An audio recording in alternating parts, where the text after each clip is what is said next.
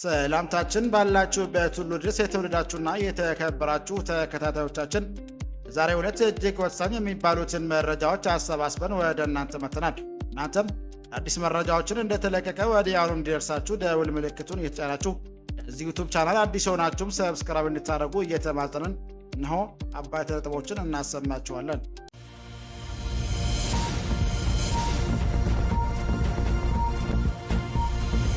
የተፈናቀሉ 2 ሳምንታት ያለፋቸው ተፈናቃዮች ምንም አይነት ሰብአዊ ድጋፍ እንዳልቀረበላቸው አመለከቱ።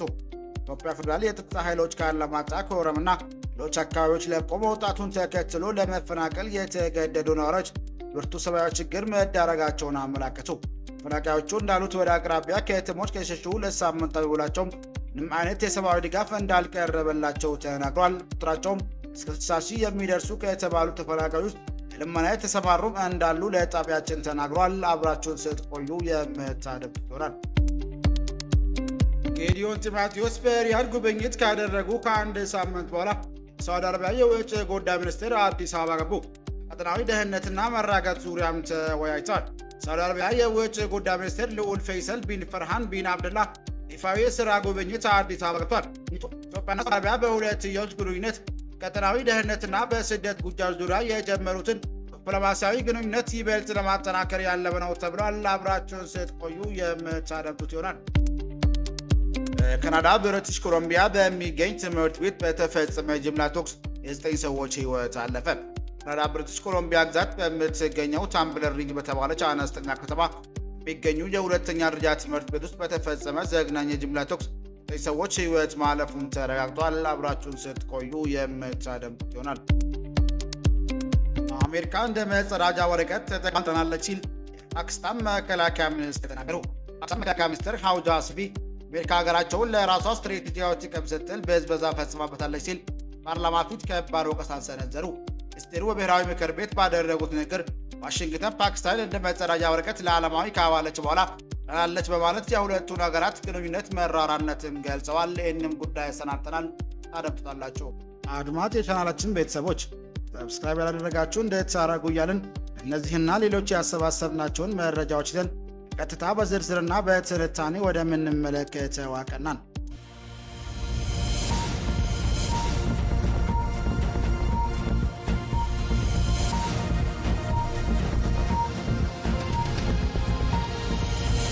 የተፈናቀሉ 2 ሳምንታት ያለፋቸው ተፈናቃዮች ምንም አይነት ሰብአዊ ድጋፍ እንዳልቀረበላቸው አመለከቱ። ኢትዮጵያ ፌደራል የጸጥታ ኃይሎች ከአላማጣ ከኦሮምና ሌሎች አካባቢዎች ለቆ መውጣቱን ተከትሎ መፈናቀል የተገደዱ ነዋሪዎች ለብርቱ ሰብአዊ ችግር መዳረጋቸውን አመለከቱ። ተፈናቃዮቹ እንዳሉት ወደ አቅራቢያ ከተሞች ከሸሹ 2 ሳምንታት ቢውላቸውም ምንም አይነት የሰብአዊ ድጋፍ እንዳልቀረበላቸውም ተናግሯል። ቁጥራቸውም እስከ 60 ሺህ ይደርሳል ከተባሉ ተፈናቃዮች ውስጥ ልመና የተሰማሩ እንዳሉ ለጣቢያችን ተረድተዋል። ራያ አላማጣ ከኦሮምና ሌሎች 4 ተጨማሪ ወረዳዎች ጦርነቱን ሸሽተው ተፈናቀሉ ቁጥራቸው ከ60 ሺህ የሚበልጥ ተፈናቃዮች ባለፉት 2 ሳምንታት ቆቦ ከተማ ቢጠለሉም እስካሁን የምግብና አልባሳት ድጋፍ ባለመደረጉ ከፋ ችግር በመደረጋቸው ሕፃናት ለልመናና ለህመም እየተዳረጉ መሆኑን ይናገራሉ። ባለፉት 2 ሳምንታት ውስጥ የመንግስትና ረድኤት ተቋማት ተወካዮች ቆቦ ከተማ በሚገኙ 2 የመጠለያ ጣቢያዎችና ማህበረሰቡ ጋር ያሉን ተፈናቃዮች መመልከት ቢችሉም አልከመግባት የዘለለ ምንም አይነት የምግብ ድጋፍ ማድረግ እንዳልቻለ ነው ተፈናቃዮች የሚገልጹት። ያለው ሁኔታ እስካሁን የተደረገ አቅርቦት የለም። ማህበረሰቡም ቴክኒክና ሙያ ኮሌጅ ላይ ተጠርንፎ ነው ያለው። እጅ ድርጅቶችም ከመመላለስ ውጭ እስካሁን ያቀረቡት የለም። በጣም ችግሩ የሚሰቀቅና ህፃናት አለ። አረጋን ሁሉ ሁኔታው በጣም የሚያስቸግር ነው ሲል አንድ ተፈናቃይ ሀሳቡን አጋርቷል። ወላጆች ልጆቻቸውን የዕለት ምግብ ለመሸፈን ለሚቸገሩ ህፃናት ለልመናና የጉልበት ስራ ተሰማርተው እየሰሩ እንደሚገኙም ተናግረዋል። የሰሜን ወሎ ዞን አደጋ ስጋትና ስራ አመራር ጽሕፈት ቤት ኃላፊ አቶ አለሙ ይመር በመንግስትና ረድኤት ተቋማት የሚደርሰውን ድጋፍ ዘግተው ቢመጣም ቆቦና የአካባቢው ህዝብ ግን ለተፈናቃዮች አስፈላጊውን ድጋፍ እያደረገ ነው ይላል። ክልሉ አደጋ ስጋት ጋር እየተናገረ ነው። አቻም በኩል የተወሰኑ አጋሮች አሉ ድጋፍ የሚያደርጉ ራያ ቆቦና የቆቦ ከተማ ህዝብ 4 እና 5 ወረዳዎች የተፈናቀሉ ተፈናቃዮች ናቸው ያሉት። እነዚህ ተፈናቃዮች እየደገፈ ከሚበላው እያበላ ከሚለብሰው ልብስ እየደገፈ ይገኛል ብሏል። ሰሜን ወሎ ዞን አስተዳዳሪ አቶ አረጋ ይመር በበኩላቸው ተፈናቃዮችን የመለየት ስራ ተጠናቆ አማራ ክልል መንግስት የዕለት ምግብ ለማድረግ ተወስኖ መጓጓዝ ላይ የሚገኝ ሲሆን የረድኤት ተቋማትም ከነገ ጀምሮ ድጋፍ ማድረግ ይጀምራል ብሏል። በተገቢው ሁኔታም መዝግቦና አደራጅተን ተወያይተናል። የክልላችን መንግስትም የዕለት ምግብ ድጋፍ ማድረግ ወስኖ አሁን በመጓጓዝ ላይ የሚገኘው ከዚህ ውጪ የረድኤት ድርጅቶችም ከነገ ጀምሮ ድጋፍ ለማድረግ ተግባብተን ድጋፍ ይገኛል ብሏል።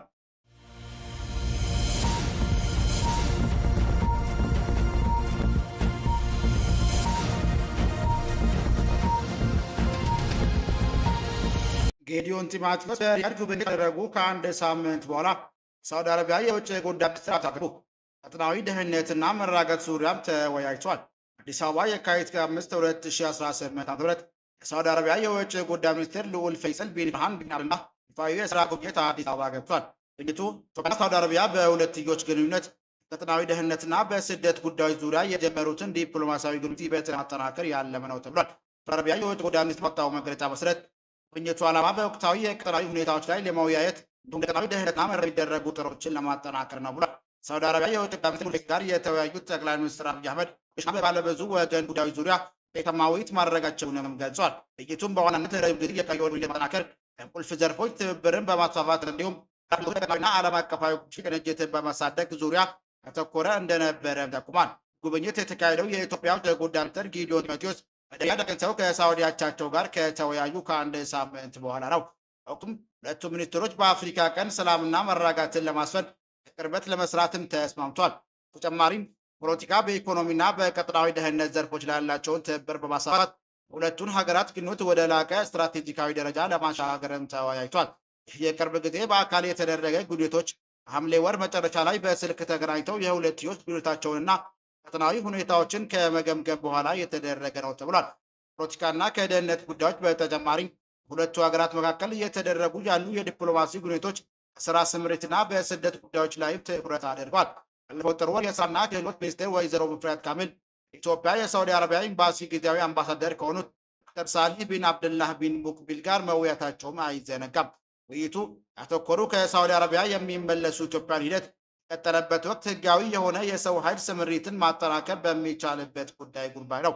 ይህ የዲፕሎማሲያዊ እንቅስቃሴ የተደረገ ያለው ኢትዮጵያ በሳውዲ አረቢያ በአስቸጋሪ ሁኔታ ውስጥ የሚገኙ ዜጎቿን ወደ ሀገር የመመለስ ስራ በምታከናወንበት ወቅት ነው። መንግስት የተገኘው መረጃ እንደሚያመለክተው መስከረም ወር ጀምሮ 45093 ኢትዮጵያውያን ሳውዲ አረቢያ ወደ ሀገራቸው ተመልሰዋል ብሏል።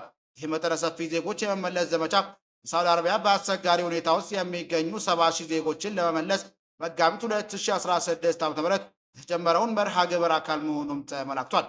ቅርብ ዓመታት ወዲህ የስደተኞች ጉዳይ የዓለም አቀፋዊ ማህበረሰብ ትኩረት ስቦም ቆይቷል። አብነትም በጎርጎሮሳውያኑ በ2023 ሂውማን ራይትስ ያወጣው ሪፖርት ተጠቃሽ ሪፖርቱ ከሳውዲ የድንበር ጠባቂዎች በኢትዮጵያውያን ስደተኞች ላይ ግድያና እንግልት መፈጸማቸውን የሚያመላክት ክሶች ዘርዝሯል። የሳውዲ አረቢያ ባለስልጣናት ግን የቀረቡትን ክሶች ከዚህ ቀደም ውድቅ አድርገውታል።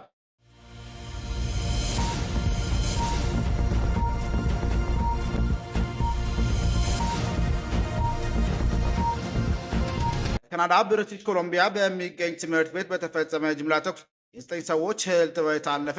ካናዳ ብሪቲሽ ኮሎምቢያ ግዛት በምትገኘው ታምብለር ሪጅ በተባለች አነስተኛ ከተማ የሚገኝ የሁለተኛ ደረጃ ትምህርት ቤት ውስጥ በተፈጸመ ዘግናኝ የጅምላ ተኩስ የ9 ሰዎች ሕይወት ማለፉም ተረጋግጧል። ማክሰኞ ዕለት የተፈጸመው ይህ ጥቃት ካናዳ የትምህርት ተቋማት ታሪክ ውስጥ ላለፉት 40 ዓመታት ከታዩት እጅግ የከፋ ጥቃቶች መካከል አንዱም ሆኖ ተመዝግቧል። ለፖሊስ መረጃ በዕለቱ ከሰዓት 7 ሰዓት ላይ የታጠቀ ግለሰብ በትምህርት ቤት ውስጥ ተኩስ መክፈቱን ተከትሎ ከተማዋ ሙሉ በሙሉ በእንቅስቃሴ ገደብ ሎክዳውን ስር ውላለች። 9 ንጹሃን ሲሞቱ 6ቱ በትምህርት ቤት ውስጥ፣ 2ቱ ሌላ ስፍራ፣ አንዱ ደግሞ ወደ ሆስፒታል በመጓዝ ላይ እያለ ሕይወታቸው አልፏል። 2 ሰዎች በጽኑ የቆሰሉ ሲሆን ሌሎች 5 ደግሞ ቀላልና መካከለኛ ጉዳት ደርሶባቸዋል። ሟቹ ግለሰብ ራሱን አጥፍቶ መሞቱንም ፖሊስ አረጋግጧል። ግዛቱ የህዝብ ደህንነት ሚኒስትር ኒኪ ክሪገር ድርጊቱን በግዛታችንና በሀገራችን ታሪክ እጅግ አስከፊ ሲሉም ገልጸውታል። ሚኒስትሩ አክለውም እዚህ ትንሽና ተሳስራ ለምትኖር ማህበረሰብ ይህ እጅጉን ልብ የሚሰብር ቀን ነው። የሚሰማን ሀዘን ጥልቅ ነው፣ በቃላት የሚገልጽ አይደለም ብለዋል። የብሪቲሽ ኮሎምቢያ ጠቅላይ ሚኒስትር ዴቪድ አቢ በበኩላቸው ድርጊቱ የማይታመን አሰቃቂ አደጋ መሆኑን ጠቅሰው ጠላው የካናዳ ህዝብ ተጎጂ ቤተሰቦች ፍቅርና ድጋፍ እንዲሰጡም ጥሪ አቅርቧል። ፖሊስ ጥሪው በደረሰው በ2 ደቂቃ ውስጥ ስፍራው ላይ መድረሱ ተጨማሪ የሰው ህይወት እንዳይጠፋ ማድረጉን ባለስልጣናት ገልጿል። ትምህርት ቤቱ የነበሩ ተማሪዎች ከፍተኛ ድንጋጤ ውስጥ መሆናቸውን ተከትሎ አካባቢው የሚገኙ ትምህርት ቤቶች እስከ ሳምንቱ መጨረሻ ዝግ ሆነው እንዲቆዩም ተገልጿል። ይህ ጥቃት በ1989 በሞንትሪያ 14 ሴቶች የተገደሉበትና 2016 በላሎች የተፈጸመውን መሰል ጥቃቶች የሚያስታውስ ጥቁር ጠባሳ ጥሎም አልፏል።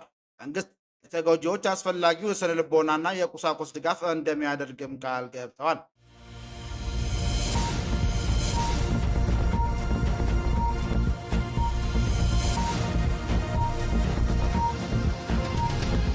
አሜሪካ እንደ መጠራጫ ወረቀት ተጠቅማጥረናለች ሲል የፓኪስታን መከላከያ ሚኒስቴር ተናገረ። ፓኪስታን መከላከያ ሚኒስቴር ከአውጅ አሲፍ አሜሪካ ሀገራቸውን የራሷ ስትራቴጂካዊ ጥቅም ስትል ብዝበዛ ፈጽማበታለች ሲሉ በፓርላማ ተናገሩ። በብሔራዊ ምክር ቤት ባደረጉት ነገር ዋሽንግተን ፓኪስታን እንደ መጸዳጃ ወረቀት ለዓላማዋ ካዋለች በኋላ ምናለች በማለት የሁለቱን ሀገራት ግንኙነት መራራነትንም ገልጸዋል። መከላከያ ሚኒስትሩ ፓኪስታን ባለፉት ዓመታት የነበራትን የሽብር ታሪክ ስትክድ መቆየቷን አምነው ይህ ድርጊት ቀደምት አምባገነን መሪዎች የፈጸሙ ስህተት መሆኑንም ገልጿል። በተለይ 1999 ወዲህና መስከረም 11 ቀን 2001 አሜሪካ ላይ ከደረሰው ጥቃት በኋላ ፓኪስታን ከአሜሪካ ጋር በድጋሚ ለመሰለፍ የወሰነችው አቋም አገሪቱን ለከፍተኛ ውድመት መዳረጉንም አስረድቷል። ሚኒስትር አሲፍ በንግግራቸው ወቅት ፓኪስታን በሁለቱ የአፍጋኒስታን ጦርነት ውስጥ መሳተፏ ትልቅ ስህተት እንደነበርና ዛሬ በሀገሪቱ ውስጥ የሚታዩ ሽብርተኝነት የዛ ስህተት ውጤት መሆኑን አጽንኦት ሰጥተውም ተናግሯል። ቀድሞዎቹ ወታደሮች መሪዎች የራሳቸውን ስልጣን ለማጠናከርና የዓለም ሀያላን አገራትን ለማስደሰት ሲሉ ፓኪስታንን የማይመለከታት ጦርነት አሳልፈው መስጠታቸውንም የኮነኑት ሚኒስትሩ ጦርነቱ በወቅቱ በሃይማኖት ስም ቢቀሰቀስም ትክክለኛ ዓላማው ግን የሀያላን አገራት የፖለቲካ ፍላጎት እንጂ እስልምና ጋር ግንኙነት እንዳልነበረውም ገልጿል። ይህ ንግግር የተደመጠው በቅርቡ በኢስላም ባድ በሚገኝ መስጊድ ላይ ለደረሰው አሰቃቂ ቦምብ ጥቃት ምላሽ ለመስጠት በተካሄደው የፓርላማ ክርክር ላይ ነው። ሚኒስትሩ አሜሪካ አካባቢውን ለቃ ስትወጣ ፓኪስታን ግን ለበርካታ ዓመታት ለሚዘልቅ የጽንፈኝነት የኢኮኖሚ ቀውስና የድህነት መታወክ ተዳርጋ መቅረቷን መጥቀስ ጥልቅ ቅሬታቸውንም አሰምቷል። ከአውጂ አሲፍ ንግግር በፓኪስታን የውጭ ጉዳይ ፖሊሲ ላይ መናገሪያ የሆነ ሲሆን አገሪቱ ከሀያላን አገራት ጋር ያላትን ግንኙነት በድጋሚ እንድትመረምርም ጥሪ አቅርበዋል። ክቡራን አድማጮቻችን ለዛሬ ያዘጋጀንላችሁ መረጃዎች ይህን ይመስል ነበር። ሰብስክራይብ ማድረግ ደውል ምልክቱን መንካት እንዳይጠፋችሁ እያልን ሌላ ዜና እስክንገናኝ ድረስ መልካም ቀን እንመኝላችኋለን።